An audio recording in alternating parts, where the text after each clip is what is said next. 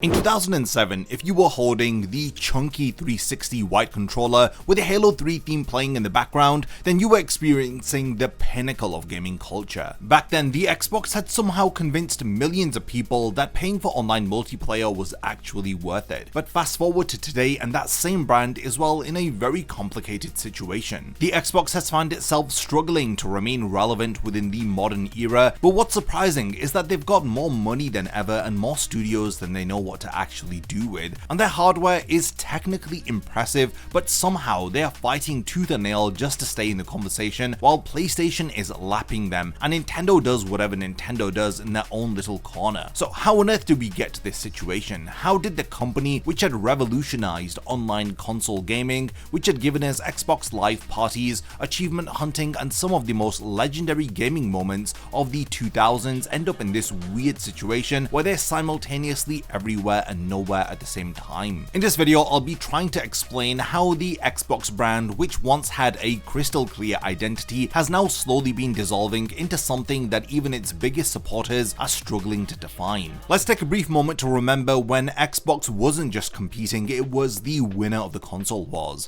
The Xbox 360 era wasn't just successful, it was transformative in a lot of ways that echoed throughout gaming today. This is where they had taken everything that they had learnt from the original Xbox's respectable debut and they had cranked it up to 100. The Xbox 360 launched back in 2005 with something that no console had ever really nailed before, and this is a cohesive online ecosystem which actually makes sense. Xbox Live wasn't just functional, it was cool. Those friend notifications, the party chat system, the way that you could seamlessly hop between games while staying connected to your crew, it was like social media before social media knew what it wanted to be. And in terms of achievements, don't even get me started on them, as Microsoft basically gamified gaming itself, turning every title into a badge collection simulator. So many grown adults were hunting down the most ridiculous of tasks just to hear that satisfying achievement pop. Now here's what really set the 360 apart. The games were absolutely incredible on the console. We're talking about an era where Halo 3 wasn't just a game launch, it was a cultural event. People were taking days off of work, planning LAN parties, and genuinely treating it like the entertainment event of the year. Then you have Gears of War, which redefined what third-person shooters could be while somehow making chainsaws on assault rifles appear to be logical. Then Mass Effect made RPGs cinematic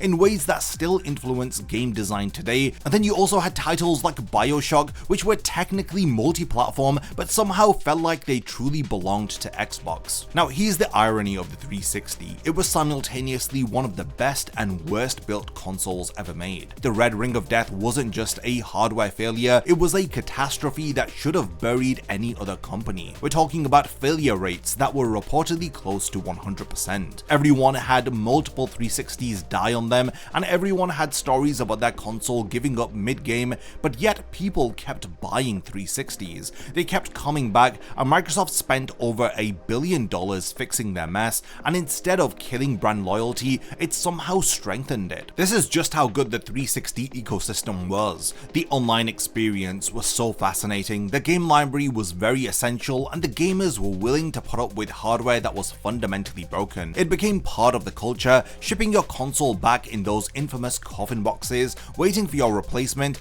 and then immediately diving back into the same games that made you fall in love with the platform in the first place once you received your fixed console. The 360 didn't just compete with PlayStation, it made the PlayStation 3 look expensive, complicated, and out of touch. Sony's $599 price tag for the PS3 became a meme, while Xbox offered better versions of multi-platform games at a lower price point with superior online features. For the first time and possibly last time in the history of the Xbox, Microsoft had achieved something remarkable. They were the obvious choice for serious gamers. This success that Microsoft had experienced is exactly why everything which had come after it had felt so devastating. When you've experienced what it's like being on the top of the mountain, the fall does hit very differently. On the 21st of May 2013, Xbox committed a pretty major fumble in their public relations. If you want to understand how a dominant brand can destroy itself in 60 minutes, the Xbox One reveal is a masterclass in corporate tone deafness that still makes me cringe even a decade later watching back the reveal of the console. So think back to 2013 where Microsoft calls a big press event promising to reveal the future of of Xbox. Fans are excited, the gaming press is ready, and everyone is expecting Microsoft to build on the 360 success with something even better. Unfortunately, we ended up getting Don Mattrick and his entourage spending 30 minutes talking about television. Not games that look like television, not television quality graphics, literal television. TV. Television. This was Xbox, you can watch TV, make sure that you tune into the TV via the Xbox. They were so obsessed with positioning the Xbox One as an all-in-one entertainment device that they forgot to explain why gamers should care about this console. Now, the real disaster wasn't the TV focus, it was everything else. The Xbox One was originally pitched to require an internet connection, as it was designed around the assumption that the console would be in a always online state. And in terms of used games, Microsoft fumbled really hard, as the system was built to detect and restrict any used games. If you want to lend a game to a friend, too bad, because that's not how digital ownership works. And by the way, the Kinect camera that most people never asked for is mandatory.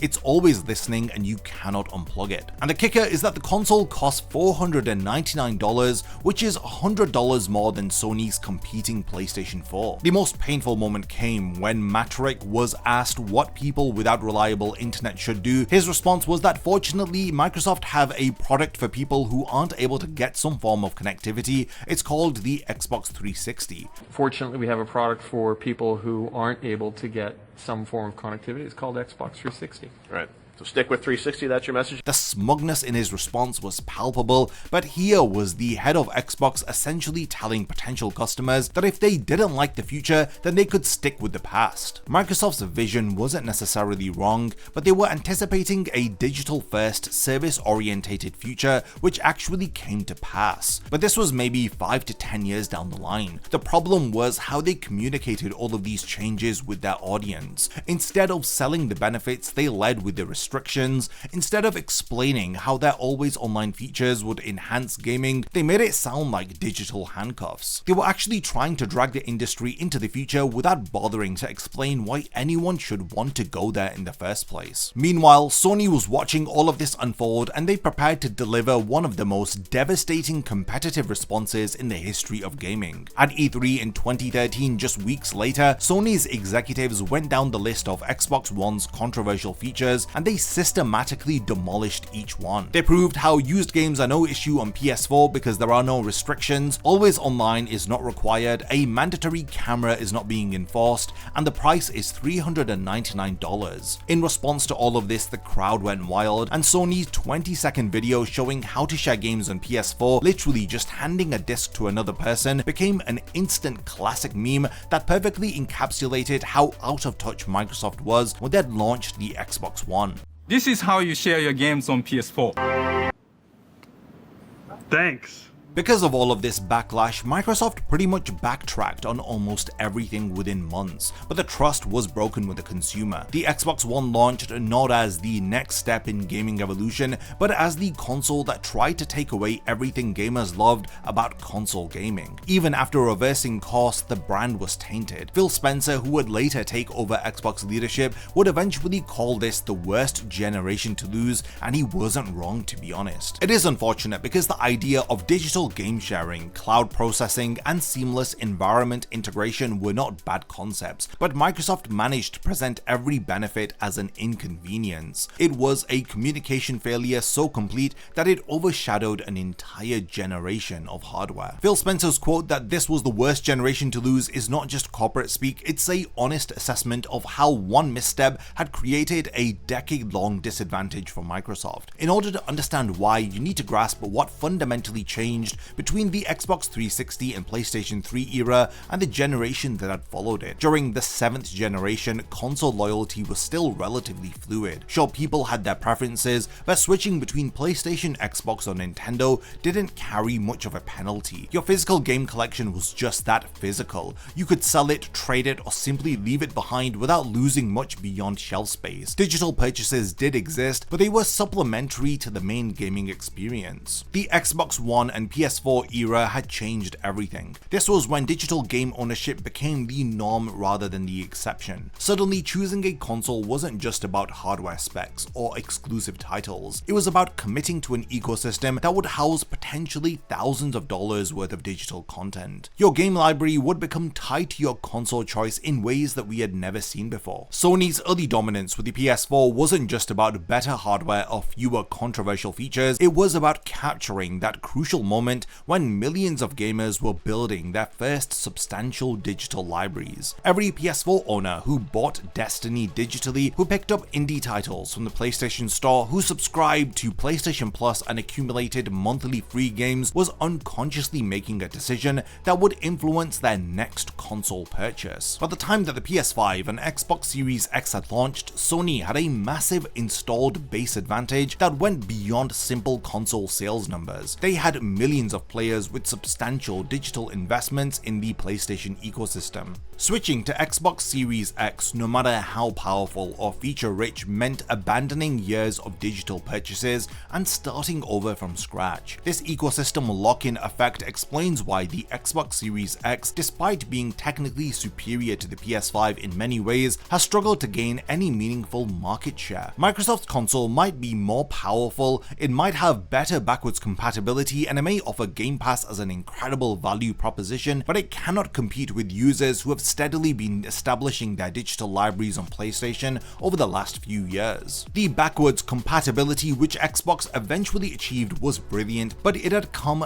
too late to matter for most consumers. Being able to play 360 games on Xbox One was nice for existing Xbox fans, but it didn't convince PlayStation owners to jump ship. They were already invested in a different ecosystem. Previous console generations offered natural reset points where consumers would be able to reevaluate what platform they were playing on. The Xbox One generation eliminated those reset points by making digital ownership central to the console experience. Microsoft didn't just lose a console war, they lost the opportunity to compete on equal terms for what might have been the last time in gaming history. Game Pass is at the same time Xbox's greatest achievement and its most puzzling strategy. On the surface, it's an incredible deal. You get hundreds of games for a monthly subscription, which costs less than a single new release. It's being called the Netflix of gaming, and in terms of consumer value, the comparison is pretty accurate. The problem here is that Netflix's business model has been increasingly questioned in recent years, and Game Pass might be facing similar sustainability issues. Let's start with what Game Pass gets right.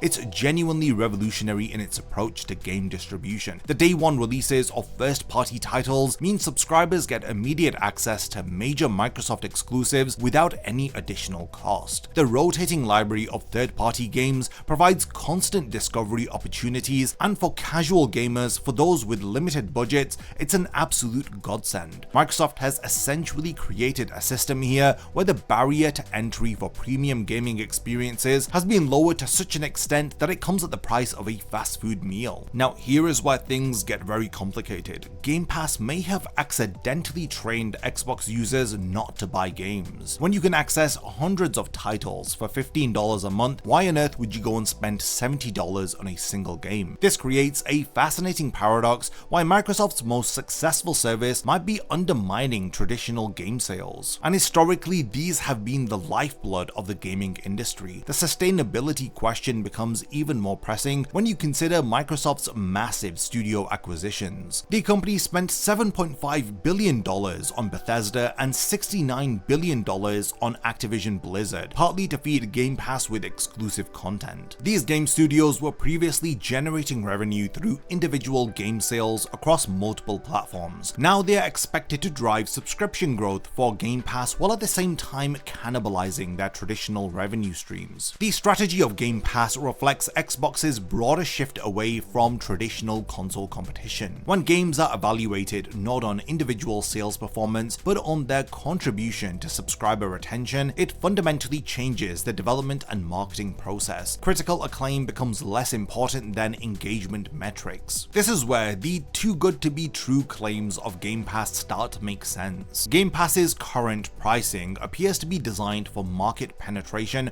rather than for long-term profitability. Microsoft has been transparent about losing money on Game Pass in the short term, betting on long-term subscriber growth in order to to eventually make the economics work. But what happens when growth plateaus? The natural response would be price increases, which we have actually already started seeing with new tiers and higher costs for Ultimate subscriptions. The tension between Game Pass success and console sales is also becoming increasingly apparent. Why on earth would you buy an Xbox Series X when Game Pass works on PC, mobile devices, and soon potentially other platforms? Microsoft's gaming everywhere strategy makes business sense from a services perspective, but it raises questions about the long-term viability of Xbox hardware. Game Pass is Microsoft's bet on the future of gaming distribution, and it might be the right choice, but it's also a strategy born from necessity rather than strength. This is a way for them to compete when traditional console sales and exclusive games are not working for them. Another reason for Xbox's fall is Microsoft's management of studios that they purchase. The company has spent over $75 billion acquiring game studios in recent years, only to then turn around and shut down some of the most promising teams in their portfolio. No example demonstrates this mismanagement better than the closure of Tango Gameworks, a studio that had everything going for it. Tango was founded by Shinji Mikami, the legendary creator behind Resident Evil 4. They had successfully transitioned from horror games like the Evil Within series to the critically acclaimed Hi-Fi Rush, demonstrating exactly the kind of creative flexibility which should be treasured in game development. Hi-Fi Rush wasn't just well reviewed, it was a Game Awards winner. This was a critical game and proof that Microsoft could still produce innovative original content which generated genuine excitement and positive press coverage. Now take a guess as to how Microsoft had responded to the success of Hi-Fi Rush. They ended up shutting down the game studio in order to create capacity for other projects. The messaging from Microsoft was particularly tone deaf, with executives praising Hi-Fi Rush's success in the same breath as announcing the closure of the team that had created it. Arcane Austin, developers of the critically acclaimed Prey reboot, were also shut, and here's the crucial detail. Apparently, according to some reports, both successful and unsuccessful studios were targeted by Microsoft for cost-cutting measures. This suggests that Microsoft's criteria for studio closure has little to do with creative output, critical reception, or long-term potential. The decisions made by Microsoft reveal a fundamental misunderstanding of how creative industries function. Game development is very unpredictable, and teams might produce a masterpiece followed by a flop, or they may spend years developing expertise that pays off down the line. Despite Nintendo's own failings and bad consumer practices, they at least understand this about their developers, which is why they've maintained relationships with development teams through multiple projects across decades, as they do a great job of nurturing the talent of their dev teams. Microsoft treats studios like interchangeable content factories. As they acquire a team, extract whatever immediate value you can from their existing projects and their expertise, and they discard the studio when the quarterly numbers don't add up. This isn't just wasteful, it's actively harmful to the industry as a whole and Microsoft's own long-term interests. Microsoft is a trillion-dollar company that could afford to take creative risks, support experimental projects, and build long-term relationships with talented developers. Instead of doing this, they are applying the same cost-cutting mentality which works for enterprise software to an industry that requires patience, creativity, and trust. The irony in all of this is that Microsoft desperately needs the kind of innovative, high-quality content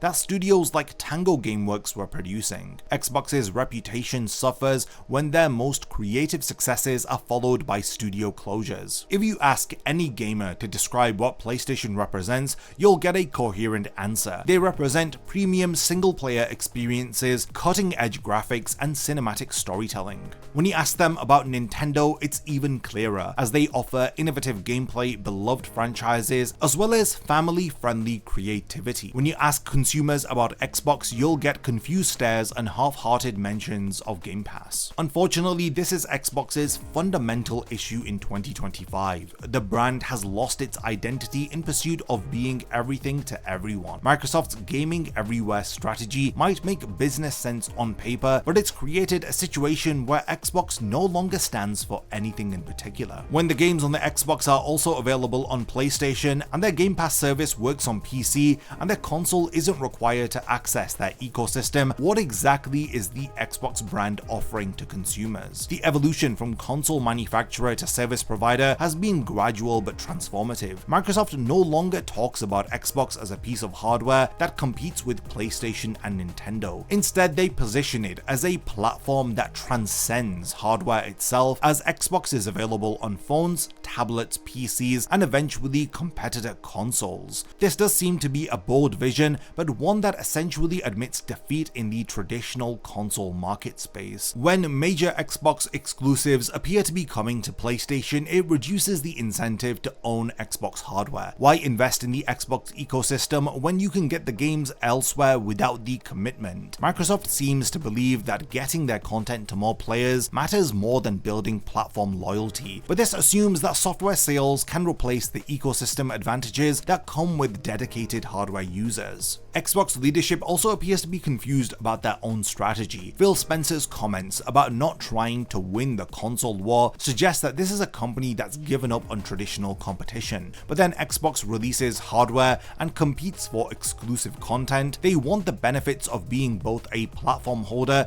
and a third-party publisher, but these roles often conflict with each other. Compare this current situation to Xbox's golden era, when the brand had clear positioning. Xbox was the console for serious gamers who wanted the best online experience and cutting-edge graphics. It was confident, focused, and unapologetically targeted at hardcore gaming experiences. This clearly attracted a passionate fanbase which had stuck with the Xbox platform throughout their Red Ring of Death hardware failures. Today, Xbox does feel out of touch as they are trying to appeal to casual gamers with Game Pass, hardcore players with powerful hardware, content creators with streaming features, and business executives with service revenues. In trying to be everything, it's become nothing in particular. The Xbox Series X embodies this confusion perfectly. It's a powerful console with no compelling reason to exist. Game Pass is an incredible service that undermines traditional game sales. Xbox Game Studios produces content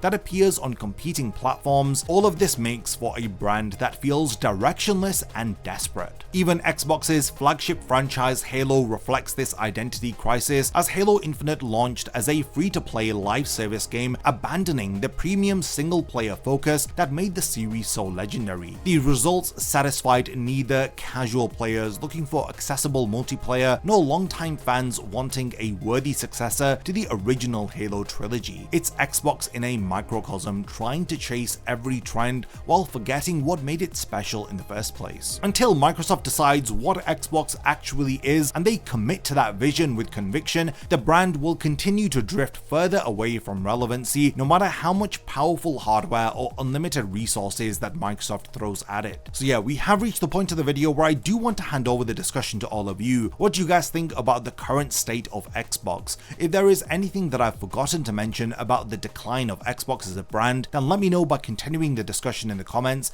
And lastly, thank you for making it to the end of this one, and I cannot wait to see you in my next video. A massive thank you goes out to all of my amazing Patreon supporters for helping to make this video possible. If you also want to support the channel and see your name in the end of my videos, then check out my Patreon, which has loads of perks like early video access and so much more. Thank you for sticking around till the end of the video, and whatever you contribute will mean a lot to me.